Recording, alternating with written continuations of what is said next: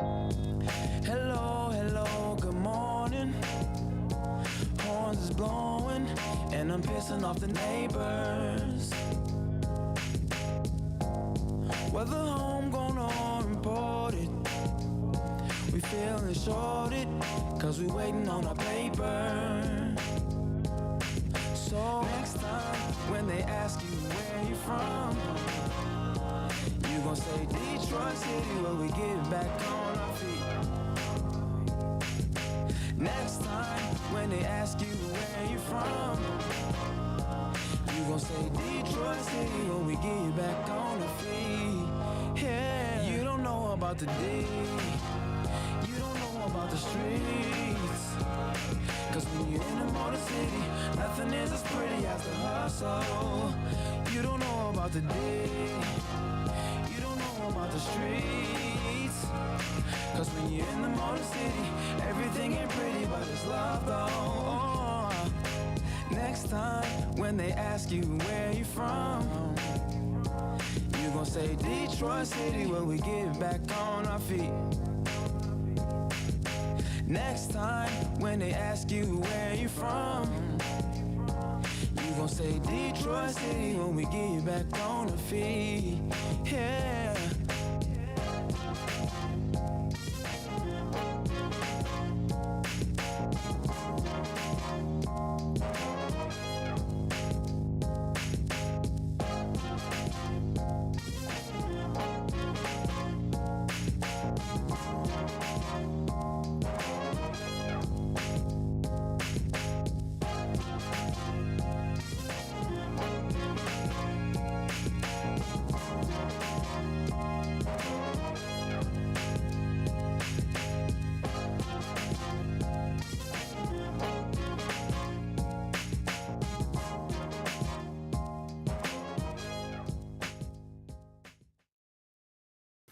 Man, what up, what up, what up? What's up, everybody? Welcome to Spike Kool-Aid for August the 9th, 2024. I know I'm late, but I figure better late than never. Right now, the show is going to be all over the place. We still got to buckle down on the time. I'm actually trying to get some new talent as well. One thing I can say, let me ask y'all this. How would you feel if I wind up getting a new host for this show?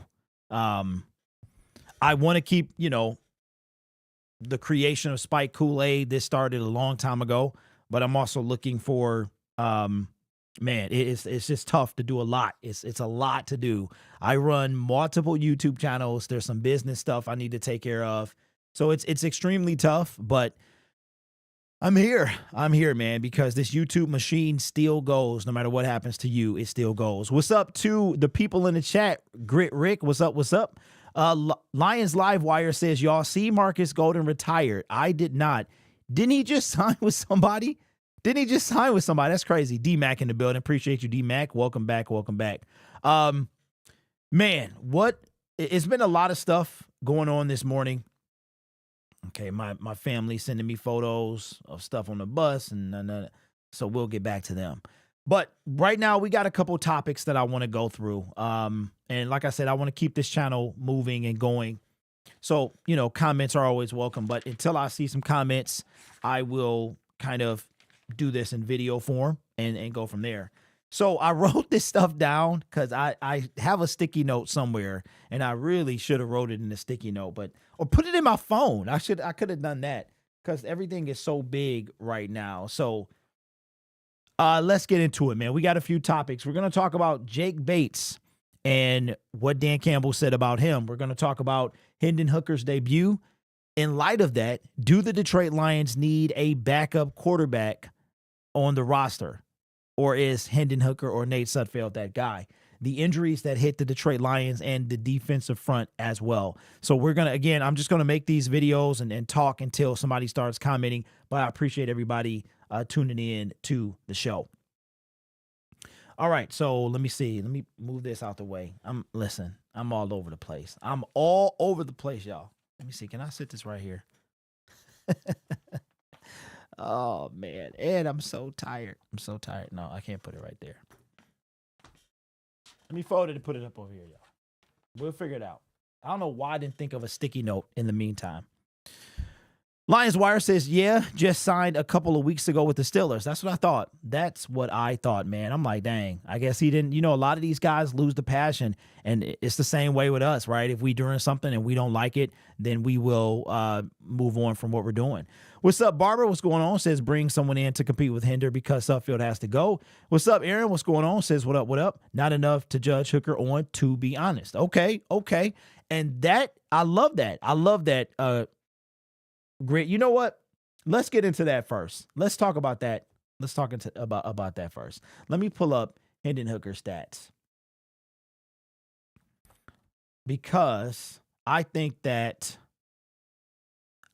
is a pretty good conversation, but I think it's one that we need to have.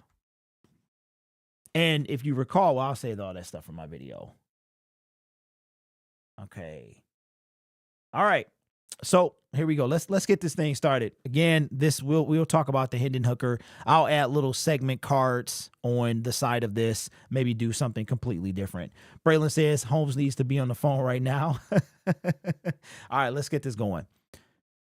The long-awaited debut of Hendon Hooker was last night in the Detroit Lions preseason game against the New York Giants. I saw a tweet that the last time he played was in November of 2022 when he got the injury. And we've been waiting for this guy to play. And yesterday was the first time we got to see him. Now, when we drafted him, a lot of guys, a lot of people, a lot of Detroit Lions fans have been guilty of this, but have been ready to move on from Jared Goff before Hendon even got here.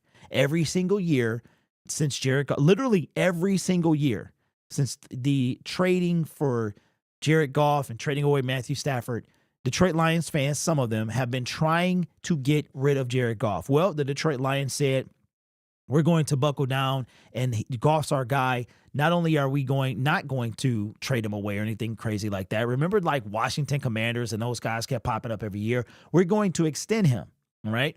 A lot of people wanted us to take Malik Willis and Will Levis and all these other people. The Detroit Lions took a guy, okay, the only quarterback that they've drafted under Brad Holmes and Dan Campbell, in Hendon Hooker. Now, he was there because he was injured. There is a possibility, a high probability that he would have gone in the first round had he not been injured. But alas, he was, and here we are, right? Third round, pick number 70-something overall, spent the entire offseason and season of last year unable to do just about anything. Never saw any snaps until yesterday. And the question that I have for you is, how would you judge his debut? Now, Rick put in the comment section that it's not enough to judge Hooker on, to be honest. And I'm going to tie that back to a segment that we'll do later on. But how did he do? Hendon Hooker came in. He played a little bit. Now, he was going to play the entire second half, but of course, he got hurt. He got concussed. Dan Campbell talked about after the game how he's probably going to have to change that. And we don't know if it was the boom when he lowered the shoulder or whatever. Great looking play, but he lowered the shoulder, might have got concussed from that, and wind up having to be pulled out the game, and then Nate Sudfeld had to go in. But here's how he did. He completed, he had 9 attempts. He completed 5 passes for a completion rate of 55.6 for 36 yards. He averaged 4 yards per throw, no touchdowns, no interceptions. His long was 13 yards. His rating was 65. Now, again, I'm not judging this dude based on one series or 9 passes. But there are some things that I saw in his game that I'm not sure he's ready to be the backup QB. But again, that's going to be another segment. So how are we feeling overall on his first game?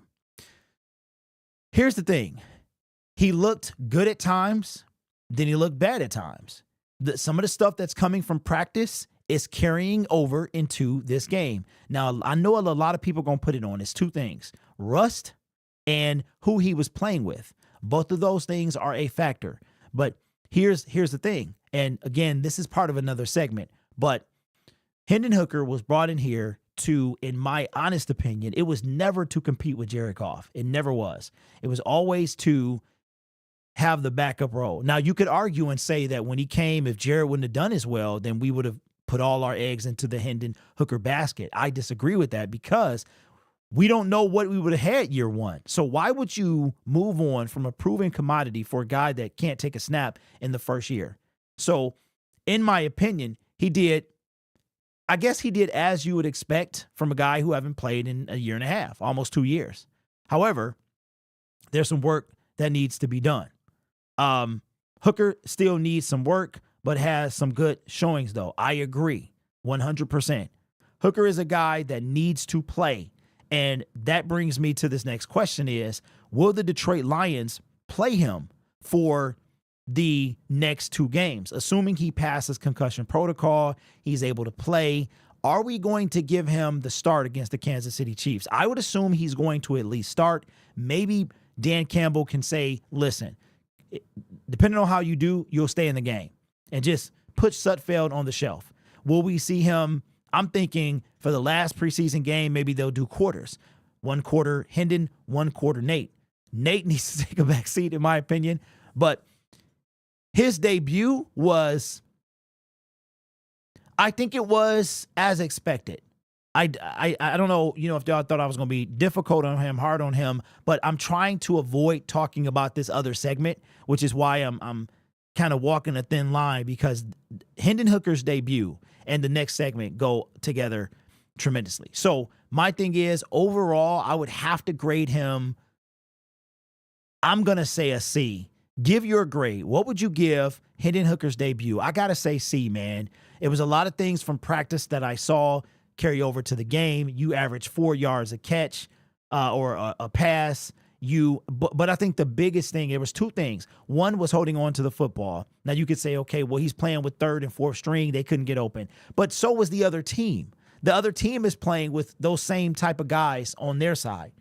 This is the NFL, bruh. You got to learn how to slide. You see what's going on with Justin Fields and other mobile running quarterbacks. All of them get injured. Every last one of them. So Hendon, he's got to adjust. I'm not being too hard on him, but his debut, I'm going to give him a solid C. Solid C. It could have been higher. Had he maybe slid. That would have been a little higher. But let me know your thoughts. What would you grade Hendon Hooker, and what did you think about his NFL debut? What's up, K-Dog? K-Dog, did you have another name, bro?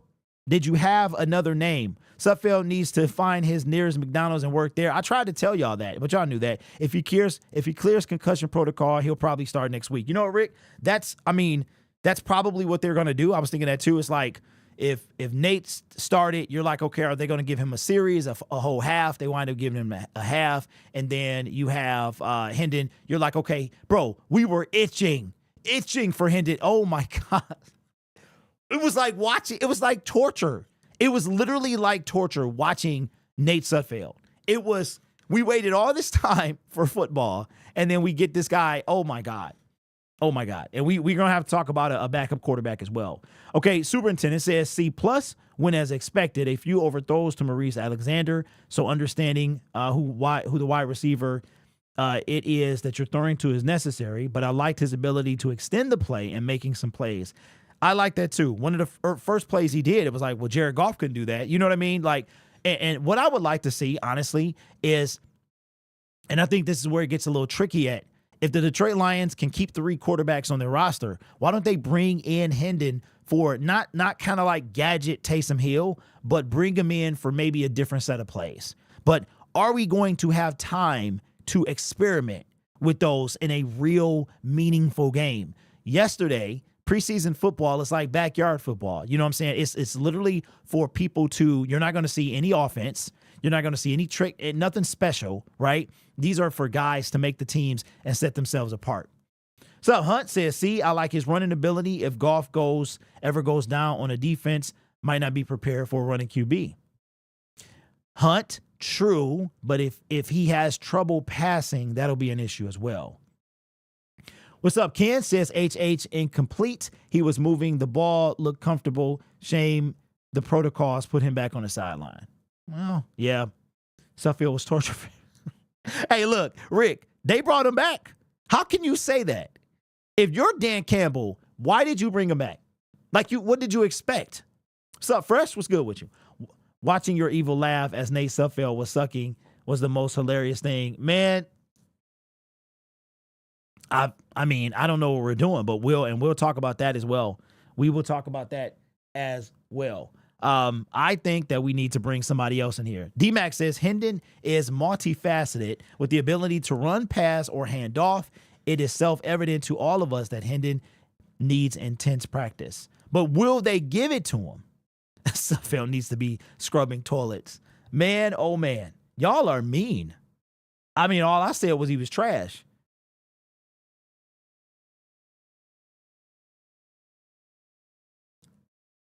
That's all. Hey, that's all I said was he was trash. Wait, Braylon, what you send me, man?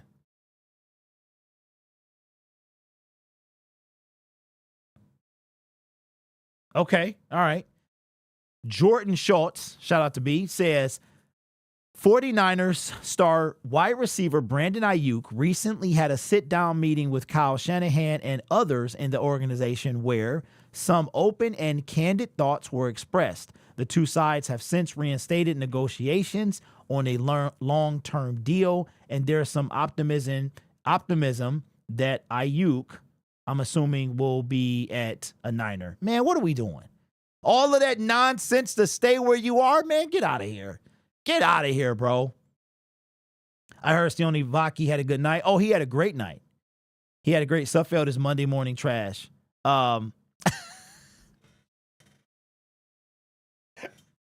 Hey, Rick, I don't think it's that, man. I think that, I mean, it does sound mean. It does sound mean. It does. Suffield decision making man tucks it and takes sack instead of throwing it away near the sideline.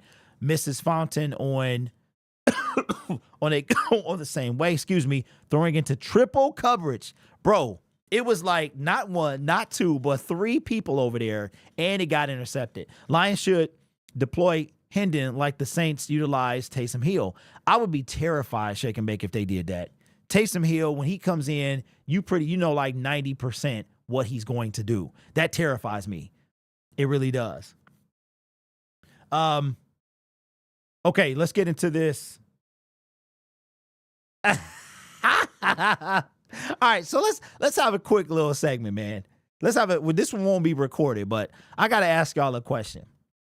So there was a guy cut today, and I made a video on my other channel, Juju Smith-Schuster. So I retweet. I don't think nothing of it. I'm like, nope. So before Lions fans can get started, I retweet no, and no. That is all, right? So I get a response that was a surprise to me. And it's no like mystery. I knew y'all was going to hate the whole thing, but I wanted to get your opinion on it. A large percent of, as a matter of fact, you know what? I'm going to reference my own tweet. I'm going to reference my own tweets, man. Because I think the purpose of this show, if y'all wonder, like, what is the purpose of this? Why do you see my face everywhere? Is this show allows us to have a discussion that we can't have on the Lion Syndicate channel. Lion Syndicate is videos, occasional live streams. This is for an intense discussion, the stuff that we can't talk about. All right, so let's have some fun, because I need some segments for the weekend. As we get this thing going. So this is impromptu, but we'll talk about it anyway. All right, so I made a video on the main channel, okay? There was a guy cut by the New England Patriots, used to play for the Pittsburgh Steelers, used to play for the Kansas City Chiefs. He has a ring. You guys see him on the thumbnail. Juju Smith-Schuster was cut today. And I, being the creator that I am, I'm like, nah, nobody's going to, Lions fans, before they get started, I put out, no, this is not going to happen. Like, don't even start with Juju Smith-Schuster, even though I think we really, really, really need a wide receiver for. I'm not at the point that I trust any of those guys. Darius Fountain. I don't trust Donovan Peoples-Jones. I don't trust Antoine Green. I don't trust Caden Davis. There's nothing to go off, right? And you're talking about a potential starter. I'm not down for it. But I'm not down for this guy either, okay? So I put it out. I put out a poll. I was getting like some mixed reactions on my tweet. So I decided that I would put this poll out, and I want to show you the response that I got, which completely blew my mind. Here's the response. I said, I'm a bit shocked by some of the responses I'm getting in the comment section of my thread. So let's see how you guys feel. I said, should the Lions sign Juju Smith-Schuster? Out of 151 votes, and it was much closer than this early on, 31% say yes to 68. You see, I got yes, and to the no, because I just don't think he fits with the Detroit Lions, and I don't want to sign him. But I found it intriguing, and we might as well talk about it. Yes, wide receiver Juju Smith-Schuster. So how would you feel if that happened? Superintendent says, I'm on the Michael Thomas train. Man is 6'3", proven wide receiver. Thomas to Detroit. I believe he's also spent some time with Dan Campbell and maybe Aaron Glenn as well. That connection can be there. I myself, superintendent, don't want him at all. Also known as Slant Boy. I don't want Michael Thomas. He cannot stay healthy, so I would pass on that, but I respect your opinion. K-Dog says, absolutely not. We said the same thing. Says, please no Juju. I trust DPJ more than him. It's not fair to judge a wide receiver when Nate Sudfeld is the QB. I trust no grown man named Juju. Shake and Bake says, no way. Forget it. No Juju. And that's how I feel. I'm like, I just don't think he would fit on our team at all. And even if the TikTok dancing and all that, which I haven't seen in a while, even if that's done, I just still don't. He just doesn't seem like he fits. And I know it's kind of prejudice in a way to say, but to me, he just doesn't fit. I just don't think he does. So I don't know. But the response though, 68%, and some of the comments are like, why not? Right? So, but for me, I would pass on this. Juju Smith-Schuster, I don't think he's washed. I just don't think he fits what the Lions are trying to do. So let me know your thoughts down below. If I ever have to watch Juju dance on our logo, you know what? And that's what I was saying. I don't think he would do that. I don't think he would do it. Okay, so here is, I like this. Where we at, Rick? Rick has a question that I'm going to pin, or not a question, but a statement that I do like this. I do like this. All right, so we're having a conversation about the wide receiver position with the Detroit Lions. We just talked about Juju Smith-Schuster. I myself want nothing to do with him, but I believe that the Lions are in need of one, maybe two wide receivers. You've got your core guys. You've got St. Brown. You've got J-Mo. You have Khalif Raymond. I think that's proven by no activity yesterday from Khalif that he will be wide receiver 3. He's too valuable. We saw that from the playoff run, that Khalif Raymond is too valuable to put out there in the preseason. So he will be wide receiver number 3. But when you come to 4, 5, and or 6, depending on what the Lions go with, there's a tight battle at the bottom of the pile there. You've got Darius Fountain. You have Donovan Peoples-Jones. You have Caden Davis. You have Isaiah Williams, who did some things yesterday. He's on the shorter side to me, but you've got a battle down there. And Rick has a fair comment. He says, it's not fair to judge a wide receiver when Nate Sudfeld is throwing him the football. It's also not fair to judge a wide receiver with that backup offensive line. I totally agree. You also have Maurice Alexander, right? Fumbled the two kicks. The 2 times he touched the ball, he fumbled. So the question that I have for you guys is, I guess you'll never see Jared Goff throwing him the ball. So based on what you know of the team, your kind of thoughts of last night's game, I mean, we can't put it all on Sudfeld. We can put a lot of it on Sudfeld, but I'll put it like this. These guys are out there for a reason, right? What would you prefer? Okay, so last year, let me see if I can remember this.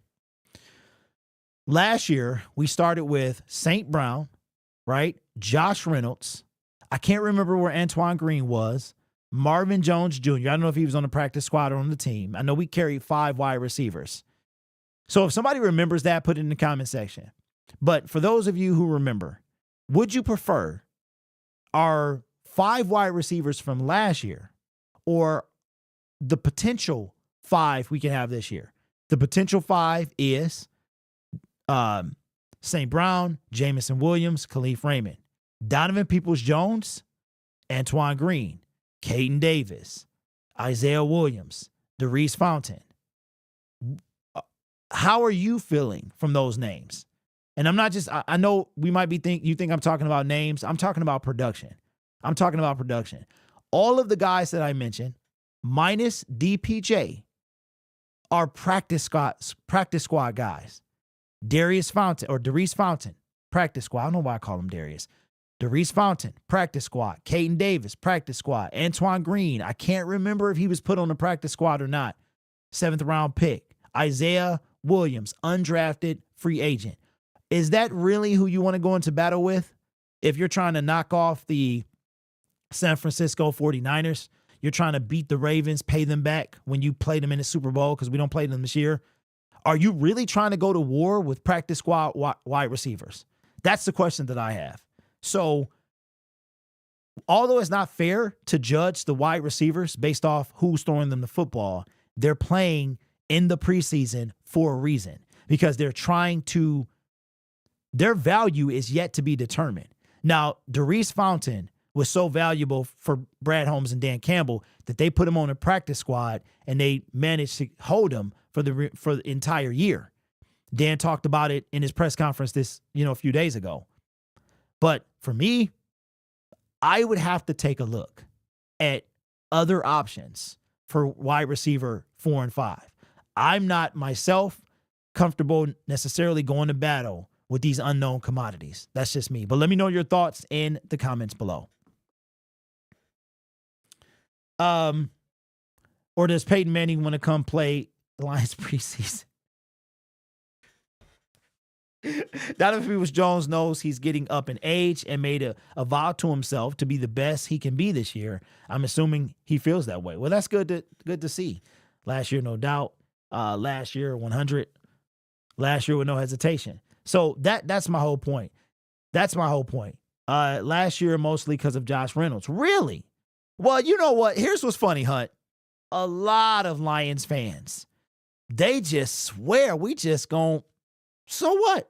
Like, when it comes to Josh Reynolds, they just swear like we just gonna be okay. And I'm like, I think that the Detroit Lions are gonna find a way to fill the void left by Josh, but just to discredit Josh Reynolds like that, to me, it's just cold. When he was proven, man. None of the wide receivers had an opportunity to make plays all game. It's tough to say who you like in a horrible game last night. Okay, drop. That's true. But these are, the fact that they're playing means that their value is to be determined. Wouldn't we agree? Would you agree with that? There's one thing, the thing with wide receivers is there isn't much of a gap between the worst and the best in terms of physical ability. It's the things that separate the others is work ethic, consistency. I agree with that. It's little small things. I think talent-wise, yeah, there's some things, but yeah. I'm sold on Donovan Peoples-Jones. His size will come, give him an extra 5 yards every play. He had one bad game, but he was a consistent wide receiver 3.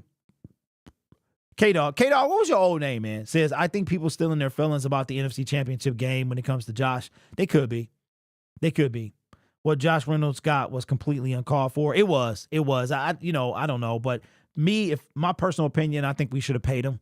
A lot of times when teams go and they're trying to make a push for something, they keep their guys, man. And I myself think Josh was worth every penny. That's just me. I know a lot of people don't agree. I don't think $14 million was too much to ask for. 2 years, $7 million. The dude was getting chump change. He really was. And he wanted more. And I think he should have, even with Amon-Ra getting 90-some, what did he have? Over 100 catches. Sam Laporta had 80 something, and you still were able to get 60 something targets and catch 40 passes. I take that, bro. And they were huge catches. And you know what? Maybe that's why we're so angry with Josh. And when I say we, I mean like whoever's mad at him. Josh was so clutch for us that we expected him to be clutch those games. If you look at the stats, he had like his average was 14 yards or something like that. So that's a first down and a half. We're talking about every time dude catches the ball. So maybe the expectations were so high for Josh. You know, when he dropped passes, it was too tough. But I think personally we're going to miss Josh Reynolds. That's just me. That is just me. I think DPJ should be wide receiver 4 this year. Okay, so let's be honest. Oh, let me see. Let me see what you had to say. Let's be honest. Derek is St. Brown, J-Mo Laporta, and then receiver by committee. Yeah.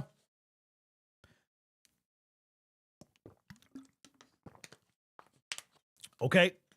But let's say a team takes Sam Laporta out the equation. Let's say a team takes Jamison Williams out the equation, St. Brown. You got to be able to have that fourth option who's not named Jahmyr Gibbs, right? So, I mean, I'm just talking about strictly wide receiver because the Lions to be honest, they leaned on 3 of their wide receivers, St. Brown, Reynolds, and Khalif Raymond until he got hurt. If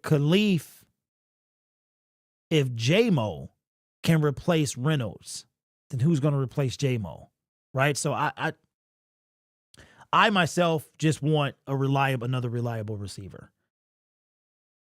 People hating on Reynolds because of the NFC Championship game forgot that the guy was a huge in the wild card division game and everywhere else as well. All right, let's get into another segment, the one I wanted to talk about while I was talking about Hendon. This one's going to be about the backup quarterback. All right, here we go again. We're talking about the preseason game last night. And I have been talking the same thing. One thing that you'll see as you watch the many channels that I run is I do not change. I am the same guy on all of them. And one thing I remember very vividly last year, I myself was pounding the table for a backup quarterback. Now here we go. Backup quarterback. A quarterback you never want to see. A quarterback that if they come into the game or have to play any amount of time, your season is lost. That happens a lot of the time.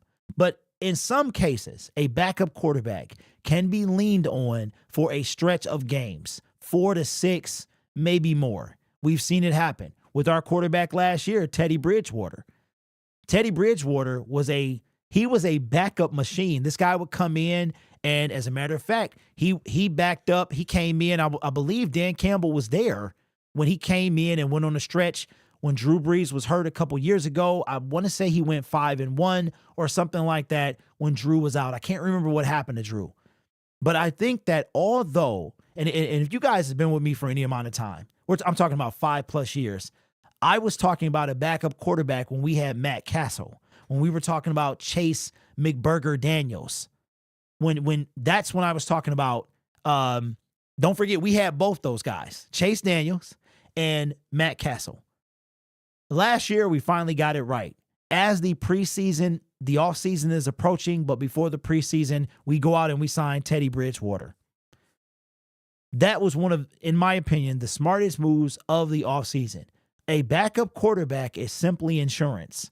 It's the same if you're putting insurance on your house, flood insurance, insurance on your car, insurance on your life. A backup quarterback is simply insurance. But it's something you don't want to use, but you're glad to have it when you need it, right? So when it comes to QB2, at this moment, and here's where I go against the grain. At this moment, we cannot, in all honesty, say that Hendon Hooker is a backup quarterback today. The dude potentially only has 4 more quarters of football before we hand him the reins of backup QB. Now, the Lions have shown that they are not afraid to bring in someone else if they don't think he's ready. Last year, you had Teddy Bridgewater. The thing was, Hendon couldn't do anything for most of the season. So He was unable to really kind of on the field learn from Teddy. We can see the fruits of Teddy Bridgewater working with Jameson Williams. We can see J-Mo has already turned a corner because it was such a big deal. In my opinion, right now, the Lions need a backup quarterback. Now you say, well, Derek, he just got out there. He needs time. That's not only the one thing we can't get back, that is the one thing Hendon Hooker does not have is time. Think about it. He has 4 to 8 quarters to cement the backup quarterback role. He will never be playing with starters. Can we trust?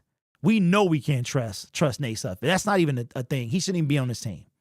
Hendon Hooker, is he ready to be the backup quarterback? I'm going to say no. Will he be ready in 4 to 8 quarters? I'm also going to say no. So the whole purpose of this video is backup quarterback. I'm making a video about it later on, so you guys are going to get it first. I think we need to sign the backup quarterback. One more year. Let Hendon Hooker, while healthy, sit behind a backup quarterback who can teach him the little nuances. Now, of course, he'll never get that game speed. That's unfortunate. Any quarterback who's not the starter is going to have to get thrown out there and take, from 0 to 100. I get that.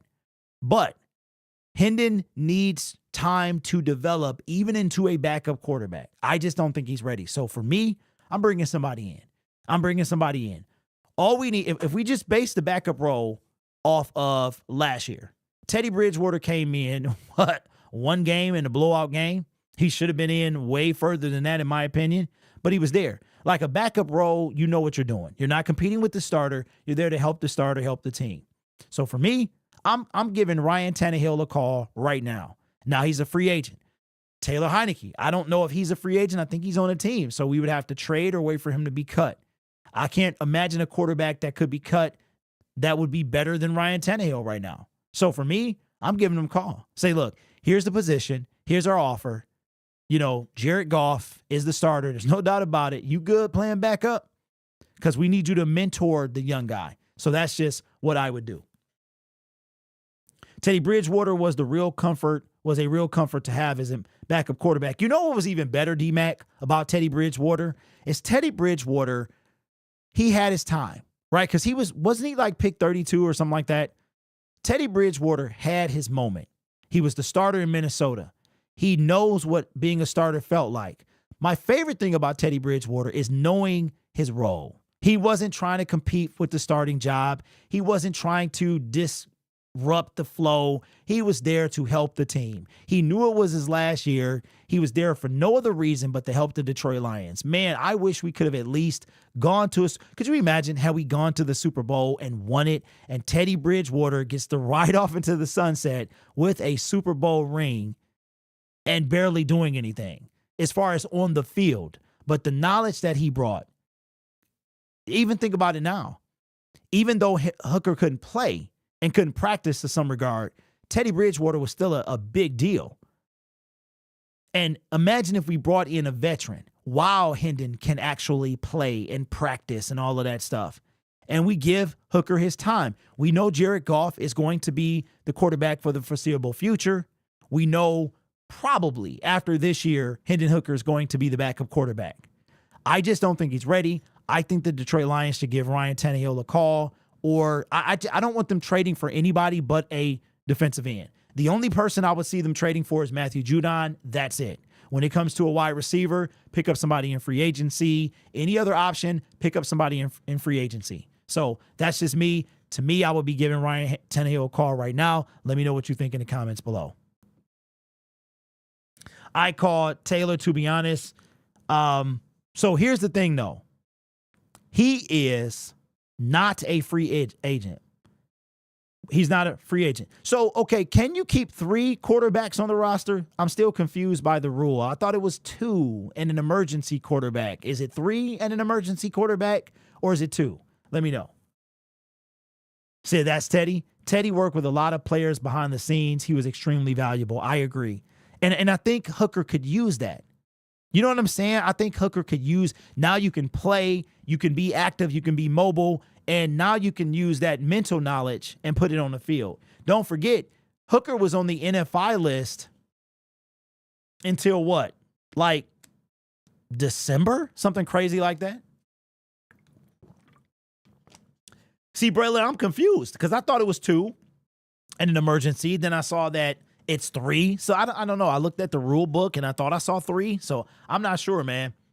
But I think, so what are y'all thinking, man? What are you thinking on a backup quarterback? Are you content with our backup quarterback? Okay. Here's the simple answer. There's 2 ways to look at this. So this is not rhetorical, but I want you to answer this. If Hendon Hooker plays 4 more quarters, do you think he's ready to be the backup? That's question number 1. Question number 2, let's double that. Hendon plays 8 quarters. Do you think 4 to 8 quarters of preseason football is going to get Hendon Hooker ready for the backup quarterback role? And I know, this is a discussion every single year. When I was doing it on my old channel 5 years ago, I got into heated debates about a backup quarterback. And I said that I would pay a backup quarterback $5 to $7 million. I got laughed off of the round table, for those of you who remember. And I was right this entire time. All a backup quarterback is insurance.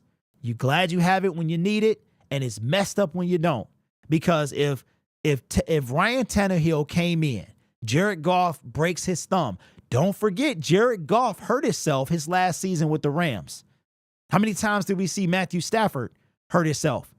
Now, he played through most of that stuff, but oh my God. How can I forget about this? How could I forget about this? Now, it's not this bad. It wouldn't be this bad, but let's go back to 2019. 2019, anybody? Remember 2019?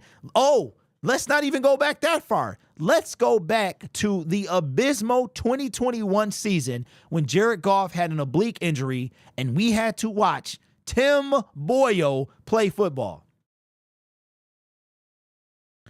Anybody remember that? Y'all remember that? Y'all remember us tying? But Jared Goff was played that game, but he also was hurt that game. And our team was pathetic in 2021. Oh my God, it was so bad. It was bad. But remember Tim Boyle? Remember David Blau, who I think was better than Tim Boyle? Have you seen Tim Boyle play football? Now, granted, Hendon Hooker is not those guys, but is he ready to be backup quarterback? So that's how valuable it is to me. If 3 QBs are on the 53-man, you can have the third string not count against the 46-day game roster. If there's a QB on the practice squad, the emergency QB is not a thing. There you go. There you go. There you go. Right there. Thank you, sir. I knew it was something complicated, but there you go. We know Hendon needs reps. $1 million question is how many? Ken, that's my point, bro. That's my entire point. So back to my question. If Hendon if you gave Hendon, said, Hendon, you can play both preseason games straight through. How we feeling? Now, of course, we got to see what it works out. Now, if he out there with a miserable backup O-line and miserable receivers, and he making things happen, then okay. Sign me up. I just don't know if he's ready. And for me, I just don't want to do that. If he doesn't look sharp, overthrows, throwing behind wide receivers, missing open wide receivers, forcing throws. Man, that Tim Boyle interception, right?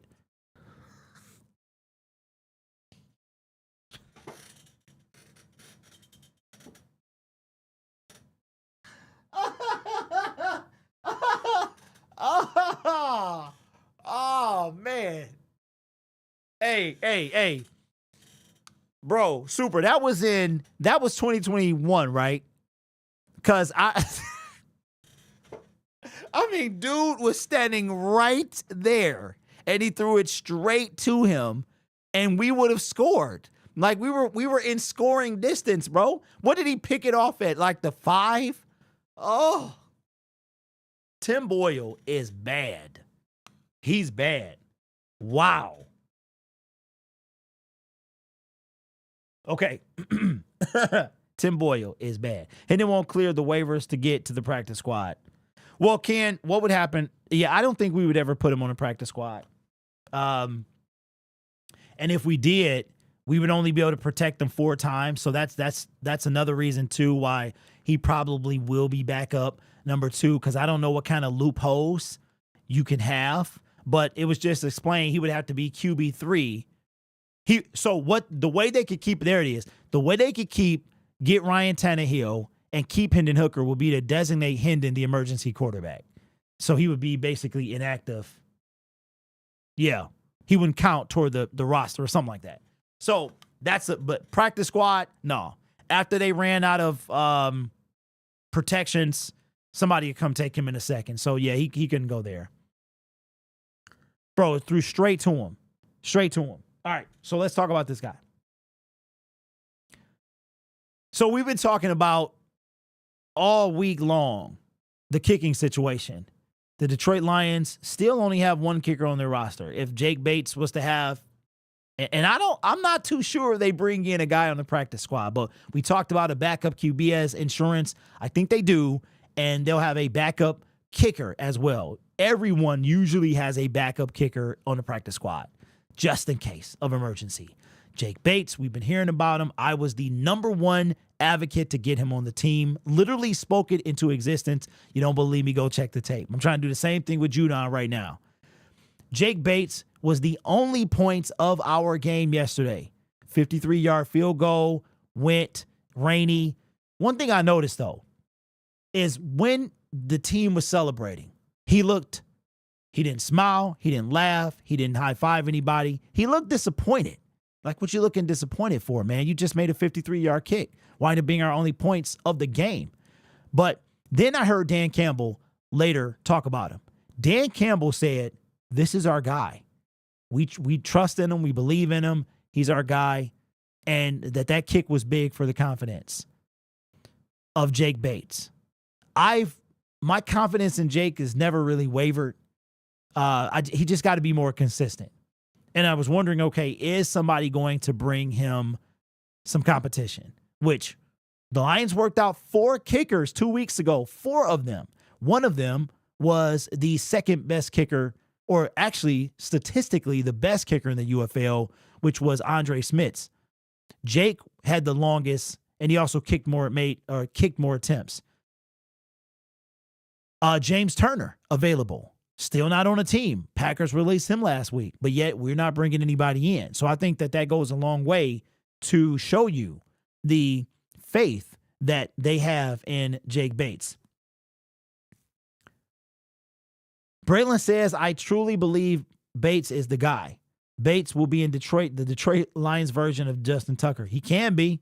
If he can get that accuracy, that consistency down, we know he's got the leg. And also, Jake has a lot on his plate because he's also getting kickoff duties in this weird kickoff rule thing. It's a very weird thing watching it last night. I think that the NFL might wind up keeping it, though, if the flags get under control, because we saw average returns of 25, 27 yards. And could you imagine a person like Jamison Williams, Jahmyr Gibbs back there, they get past that first group of guys, they're gone. Nobody's even touching them, right? But Jake Bates, a lot on his plate. I think he's the kicker. I'm glad he made the kick yesterday, because if he missed, because there's a lot of guys, a lot of beat writers and things like that who don't believe in Jake Bates. I think he's more of a fan favorite than a real actual Lions kicker. I think that's what a lot of the beat writers and stuff feel. Jake Bates next Matt Prater. Hey, we could use one because we haven't had a Matt Prater since Matt Prater. We've been through at least 10 or more kickers. We've been through Riley Patterson 2 or 3 times. Michael Badgley 2 or 3 times. We had several guys, some XFL guys, some USFL guys. John Parker Romo, he never kicked in a game for us, but we just kept going. And I think the Lions have seen enough with Jake Bates that they know what they have, and they're going to keep giving this guy a chance. So I think he's our kicker. Would I like to see some insurance? Absolutely. Hopefully Lions put one on the roster. Let me know your thoughts in the comments below.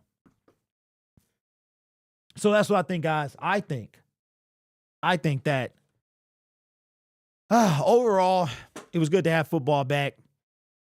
Lions O-line depth is terrible. Connor Gallup, we didn't talk about the injuries, but Galvin is done for the season. He got rolled up on MCL. Like, there's a lot of injuries in the National Football League, and they're all devastating. But I think one of the worst injuries is the one that the offensive line suffers from getting rolled up on. Those to me are just, these guys already are incognito. They get no love from no one but their quarterback and their running backs. And to not see a season-ending injury coming, it's like you're doing your job. He was blocking the dude. And before that, he put a huge block on a guy that sprung Sione Vaki. Tough, man. It is tough. But the injuries, we'll see what happens with Hendon Hooker and Antoine Green. But I don't know, y'all. I think the Lions are going to make some roster moves for sure. Keep Jake Bates. Oh, yeah, he's not going anywhere. He is not going anywhere. I do think the Lions are going to keep. I think some moves are going to be made. I really truly believe that. So before we get off, I saw this from Pride of Detroit, and we'll talk about it. All right. Saw an article from Pride of Detroit that I thought was interesting. And it is how the Detroit Lions defensive line fared against the New York Giants. So this was the Detroit Lions defensive front against the New York Giants. Let me bring this in. We had the edge defender. The starter was Isaac Unkwue. Reserve was Mitchell Agude. Defensive tackle, the starter was Mekhi Wingo. The reserve was David Bata. He got hurt. We don't know how bad it is. Achilles. They didn't say whether it was a tear or season ending. They just said it was Achilles, I believe. Nose tackle, starter was Chris Sams. Reserve was Broderick Martin. 5 technique defensive lineman edge was Pat O'Connor. Sam linebacker starter, James Houston IV. And reserve was Nate Lynn and Matthew Betts. Here's what I want to focus on.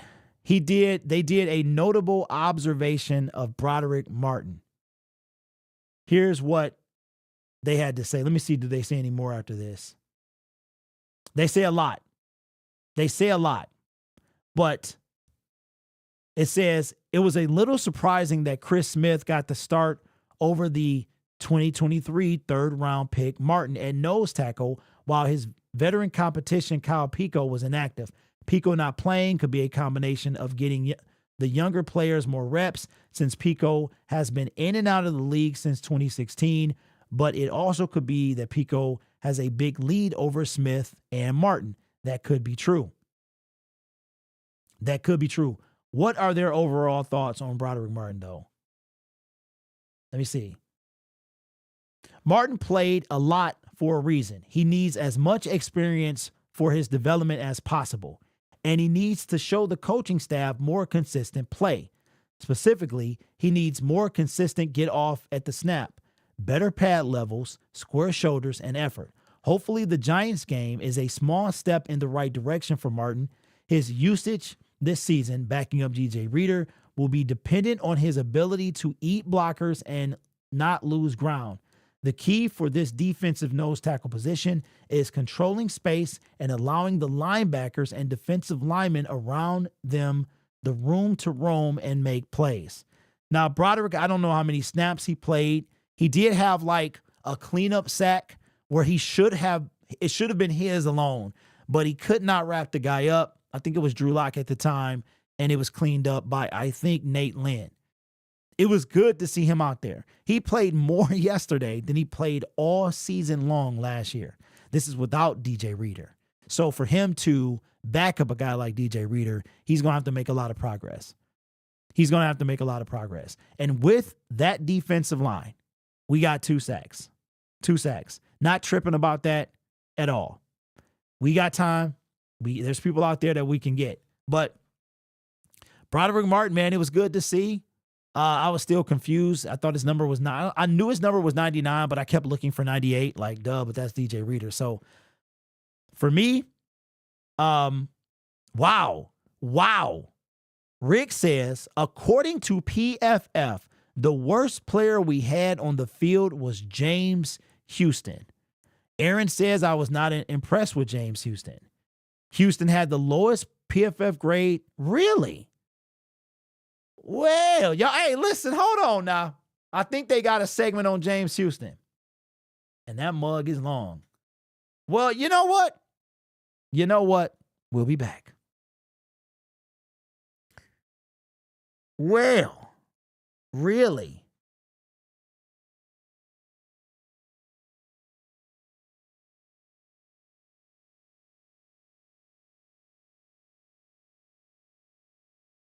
Well, you know he was hurt too. Huh. Rick says, I'm not convinced Houston or Betts make the team. Rick, I'm out of time, bro. I'm out of time. No. I'm not saying it was you, Rick, but you know the James Houston defenders, man. What? I be telling y'all this stuff. Man. You think I just talk for fun? Well, kind of. But I be telling y'all this. I'm telling you that listen, when Dan Campbell referred to a one-trick pony, he was talking about Betts and Houston. Now, I will eat my words. I did say that Matthew Betts was probably going to make the team over James Houston, and they both looked terrible yesterday. There's a section about Betts in here, I think, too. They both looked terrible yesterday. And now, with James Houston, you know what? That's the show. That is the show, man. You come in and you go sack crazy. I saw from the very beginning he was a one-trick dude. And here's what I really, when I was really convinced. And I think everybody was like, oh, man, he came in. He shot. Can y'all believe this? Check out how Lions fans can get. And y'all got the nerve to talk about me. How crazy, Lions fan. Y'all had the audacity to call James Houston better than Aiden Hutchinson. Don't think I forgot. I remember this. Y'all don't let me forget. I don't let y'all forget. Y'all said that he was better than Aiden Hutchinson because he wound up having 8 sacks in 7 games. How many of those sacks were against the same person? He sacked Justin Fields a couple times, I think. He sacked Josh Allen a couple times, I think. I think a lot of us got caught up in the hype of James Houston. Dude was not a 6th-round pick for no reason. Same with Mekhi Wingo. I'm starting to think Mekhi Wingo might be James Houston 2.0 only in the sense of fan hype. Fan hype. I think a lot of people got okey-doked. Hey, Grid, did you see my comment about the possibility of Ryan Tannehill, Trevor Siemian, or Brian Hoyer to cut Nate Field? You know what, man? I did see that. Actually, I'm going to make a video on it on Lion Syndicate for later. But I did see that. Sure did swallow up in the fan hype. Well, listen. I tried to tell y'all, but, what do I know? I'm just a dude sitting in his basement talking about his favorite team. But when a guy can, but like I was saying, and then we'll wrap the show up. I was watching Houston get manhandled by, I think it was the Chiefs offensive tackle. And Houston was like, it was like fighting a bully. Like you fighting the bully 6'8" and you 5'9". You know what I'm saying? And he got you by the arms and you just like, I can't get out. I cannot. And I saw that. And I was like, ooh, James was trying everything. He was trying his swipe. He was doing all this stuff, man. And my man just had him just like this. Like, stop it. You ain't going nowhere. And when I saw that, I was like, he can't, if he can't get past you, he's muted at that point. He is not going to be able to do anything if he can't get past you. His one trick is to get past you. If he gets past you, it's a clear shot to the quarterback. If he can't, though, he's stuck. So anyway, James Houston was the shiny new piece of fool's gold. The shine is one. No, Rick, I will not accept that. I will not accept anybody not believing in James Houston when I've literally been talking about it for 2 years. I'm gone. Listen, Spike Kool-Aid is back. I'm actually reaching out to a guy as we speak to have him to do a show maybe on the channel. Nick, of course, will be back when he graduates school. And yeah, man, we're really, you know what though? I'm going to say this. I'm gonna say this. I gotta be very careful here. I gotta be careful. You know, I be dropping a little knowledge on this channel because it's not as big and I don't have to get worried about kickback. But you know what? I don't know if I should say it. Yeah, I don't know if I should say it. I won't say it. Sorry, y'all. I'm sorry to do that to you. I'll just say this. We're trying to grow. It's very difficult to find people who have the same drive, determination that you do. And it's tough. It's tough, especially when you're like self-financed. I don't have any financing coming in. I can't really pay these people like that in order to take on a role, but we get in there. We are getting there, man, for sure. So anyway, this channel ain't going nowhere. Syndicates, check out Lions Syndicate Film Room. I corrected the name. Yeah, man. And I am going to wind up having to like kind of look into bringing somebody in here because I have way too much on my plate. And it's getting tiring. It really is. But when you the best, when you want to be the best and you want to stay the best, you've got to do things that you really don't want to do, right? So anyway, I'm tired today, but I need to be on. I said I was going to be back. I'm back, and we back. We back, man. So anyway, have a great Friday. Have a great weekend. Watch some football. Keep an eye on guys that can play for the Detroit Lions. We are back on Monday. But the Lions are back on Saturday. I'm sorry. Yes, Saturday. See, I'm all over the place. All right. Y'all have a great weekend. I will catch you next time. Let me end it. I'll end it the same way we came in. Let me find this. Right here. All right, y'all. Peace.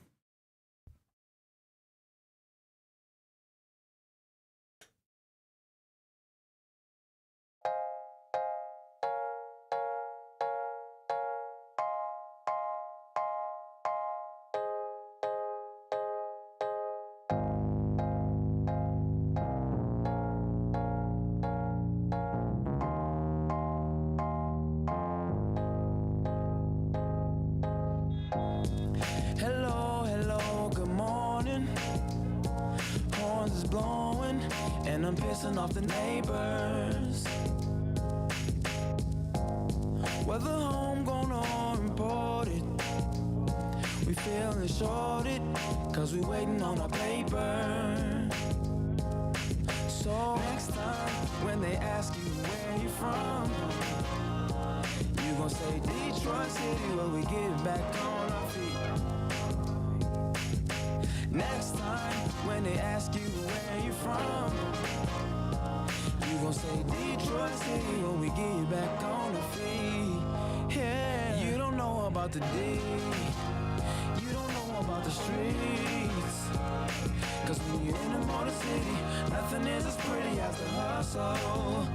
You don't know about the D, you don't know about the streets, cause when you're in the motor city, everything ain't pretty but it's love though.